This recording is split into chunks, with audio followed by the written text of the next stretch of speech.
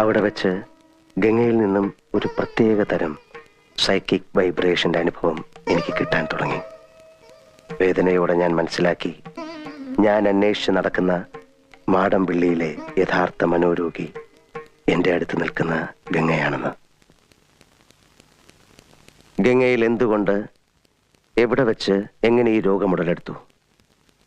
ഒരിക്കൽ നീയുമായിട്ടുള്ള വിവാഹാലോചന വരെ എത്തിയ ശ്രീദേവിയുടെ സാന്നിധ്യമാണോ ഗംഗയുടെ രോഗകാരണം? അതറിയാനാണ് അന്ന് ഞാൻ ശ്രീദേവിയും കൂട്ടി അമ്പലത്തിൽ പോകാൻ പറഞ്ഞത്. പക്ഷെ ഗംഗയ്ക്ക് അതൊരു പ്രശ്നമേ അല്ലെന്ന് എനിക്ക് വളരെ വ്യക്തമായി. പഴങ്കഥയിലെ നാഗവല്ലിയുടെ ഒരു കാര്യം പറഞ്ഞ് ഗംഗയെ പ്രകോപിപ്പിക്കാൻ ഞാൻ ശ്രമിച്ചു. നാഗവല്ലിയുടെ ചിലങ്കയെ ചൊല്ലി എന്തൊക്കെയോ പറഞ്ഞ് ഞാൻ ഗംഗയോട് എതിർത്തു.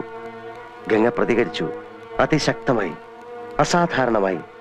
അപൂർവമായ ഒരു മനോരോഗത്തിന്റെ അഗ്നികുണ്ഡങ്ങൾ ഗംഗയുടെ കണ്ണുകളിൽ ജ്വലിക്കുന്നു.